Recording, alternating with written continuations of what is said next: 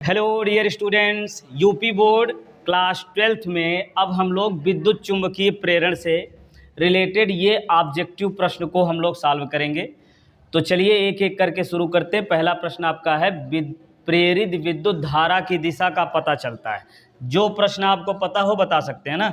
प्रेरित विद्युत वाहक बल की दिशा का पता चलता है लेंज के नियमानुसार, फ्लेमिंग के बाएं हाथ के नियमानुसार, बायो सेवर्ट के नियमानुसार या फिर एम्पियर के नियमानुसार। कौन सा होगा? लेंज के नियमानुसार ना। तो लेंज के नियम से कैसे पता चलता है प्रेरित विद्युत वाहक बल की दिशा? प्रेरित विद्युत वाहक बल की दिशा लेंज के नियम से पता चलती है ना। तो वो कैसे पता चलती है?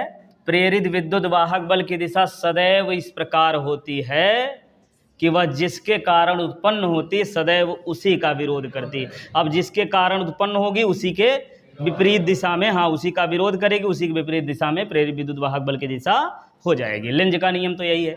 अच्छा, बाएं हाथ के नियम से क्या करते हैं, क्या ज्ञात करते हैं भाई? किसकी दिशा ज्ञात करते हैं ना? बाएं हाथ में बल, फ्लेमिंग के बाएं हाथ के नियमानुसार क्या करते हैं? ये बाएं हाथ के नियम ना, तर्जनी, चुंबकीय क्षेत्र, मध्यमा धारा और अंगूठा बल की दिशा को बताता है।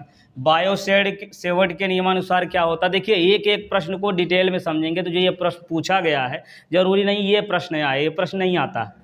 उससे रिलेटेड ये जो ऑप्शन दिया हुआ है इसी से लेकर के दूसरे प्रश्न बना करके इस प्रकार से प्रश्न आते हैं, ठीक है। तो इन ऑप्शन के बारे में भी आपको अच्छे से पता होना चाहिए। तो बायो सेवर्ट के नियम द्वारा क्या ज्ञात करते हैं हम लोग?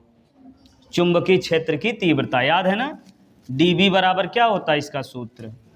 dV बराबर mu naught upon 4 pi I d l sine theta upon r square. अब ये जो है तार है ना, अब इस तार में अल्पांश dl है, इससे r दूरी पर स्थित यहाँ बिंदु P पर चुंबकीय क्षेत्र तीव्रता ज्ञात करनी है।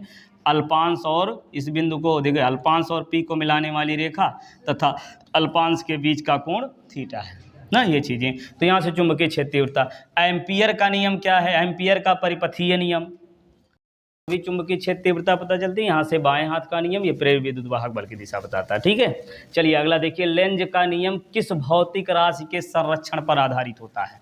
ये बताया गया। देखिए विद्युत चुंबकीय प्रेरण में वहाँ बताए थे किसके संरक्षण? ऊर्जा, आवेश, संवेग या द्रव्यमान। लेंज का नियम जो है ये ऊर्जा के संरक्षण के नियम पर आधारित होता है, ठीक।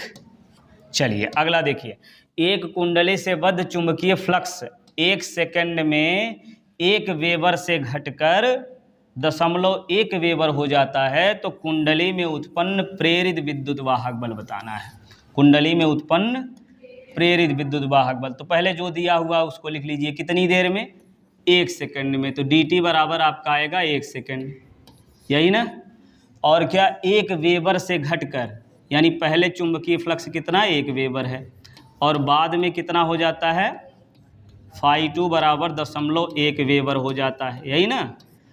और फिर कुंडली में उत्पन्न प्रेरित विद्युत वाहक बल निकालना है, मतलब E निकालना है, ठीक। अब देखिए φ1 φ2 दिया हुआ है तो पहले तो d फाई निकाल लो। d फाई बराबर क्या हो जाएगा? φ2 माइनस φ1, ठीक है। बाद वाले मान में से पहला वाला मान घटता है। जैसे धारा में यदि परिवर्तन निकालना है, पहले धारा I1 है बाद में धारा I2 हो जाती, तो यदि धारा में परिवर्तन निकालना होता है तो क्या करते हैं? I2 minus I1। वैसे फ्लक्स में परिवर्तन पहले करेंगे φ2 माइनस φ1, तो φ2 है हमारा 0.1 और माइनस 1, ठीक। अब 0.1 में से 1 घटाइए, कितना आएगा? ये 1 में से ही तो घटाना पड़ेगा, बड़ी वाली संख्या में से घटता है, तो ये आएगा माइनस में। कितना? 1 में से घटा लेंगे ना, ऐसे ही घटाइएगा, कितना आएगा? 0.9। और ये माइनस में आएगा कि प्लस में?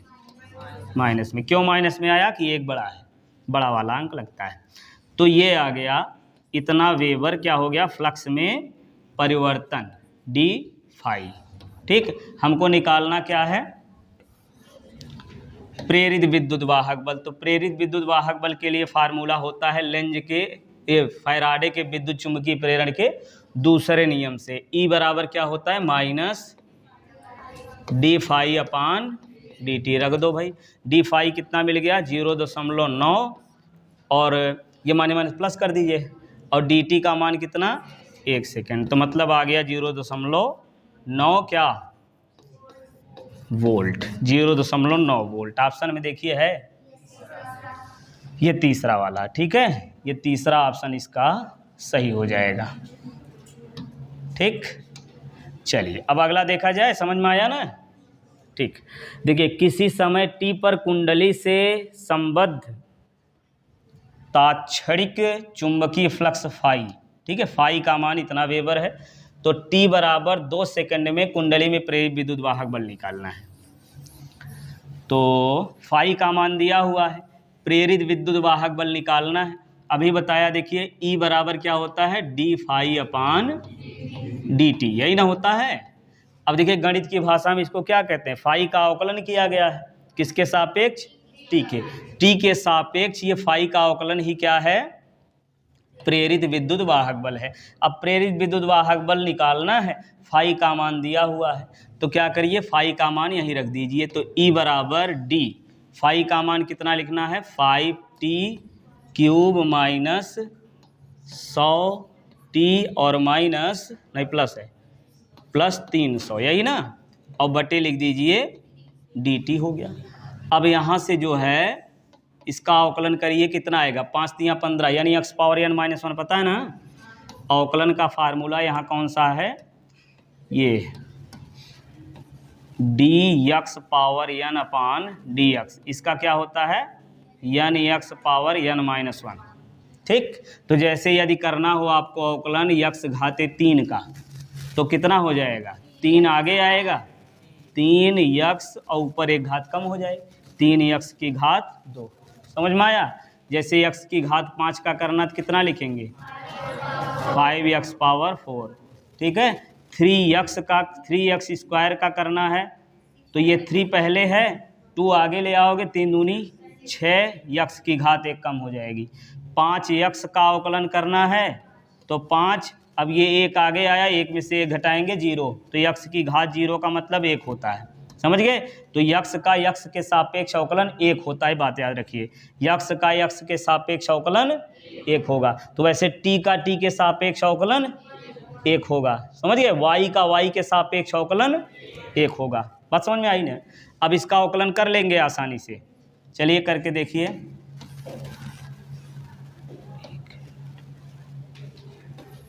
ये फार्मूला रहने दे रहे हैं, यही फार्मूला लगेगा, लगाइए। 5 ये अपनी जगह है, 5 ये अपनी जगह है, जो 5, अब ये देखिए 3 आगे आएगा, 15 कर लीजिए, 5 × 15, t की घात कितनी हो जाएगी 2, और माइनस ये 100, तो t के सापेक्ष कर रहे हैं ना, तो t का t के सापेक्ष अवकलन 1, तो 100 × 1 मतलब 100। अब ये आ गया, देखिए प्रेरित विद्युत वाहक बल, ये हमको मिल गया जो निकालना था, ठीक है। लेकिन कब निकालना था, t बराबर 2 सेकंड पर, तो t का मान कितना लिखेंगे 2, यहाँ लिखेंगे t बराबर 2 सेकंड पर प्रेरित विद्युत वाहक बल कितना हो जाएगा 15 × 2 का वर्ग करिए माइनस 100, तो ये आएगा 15 × 2 दूना 4 माइनस 100, तो ये कितना बना 60 माइनस 100। अब घटा दीजिए, कितना आएगा माइनस 40 वोल्ट। कौन सा ऑप्शन, फर्स्ट वाला, माइनस 40 वोल्ट। समझ में आया। फिर से बताएं एक बार सब प्रश्नों को। देखिए प्रेरित विद्युत वाहक बल, लेंज के नियम से दिशा पता चलेगी। लेंज का नियम किस पर आधारित है, ऊर्जा संरक्षण के नियम पर। कुंडली में देखिए 1 सेकंड में फ्लक्स में परिवर्तन 1 वेबर से 0.1 वेबर हो रहा है, तो यहाँ से दोनों को घटा करके डी फाई निकाल लेंगे, और डी टी दिया हुआ है, डी फाई अपान डी टी करिए, आ गया प्रेरित विद्युत वाहक बल। अगले में इसमें क्या दिया हुआ है, इसमें देखिए फ्लक्स दिया हुआ था, फ्लक्स किसी क्षण उत्पन्न फ्लक्स दिया हुआ था, तो t बराबर 2 सेकंड पर प्रेरित विद्युत वाहक बल निकालना था, E बराबर डी फाई अपान डी टी होता, तो फाई का t के सापेक्ष अवकलन कर दीजिए, t का मान 2 रख दीजिए, आ जाएगा। ठीक है, समझ में आया। आगे बढ़े, चलिए आगे अन्य प्रश्नों को इसको लगाइए। प्रेरकत्व का मात्रक क्या होगा। अब जो भी होगा पहले तो निकाल के देख ले, प्रेरकत्व का मात्रक आएगा क्या। ठीक है, प्रेरकत्व या इसी प्रेरकत्व को और क्या कहते हैं, स्वप्रेरण गुणांक, स्वप्रेरण गुणांक या स्वप्रेरकत्व बात एक ही है। तो यहाँ से यल बराबर क्या फार्मूला होता है, E/dI/dt, यही ना। तो यल बराबर E और इस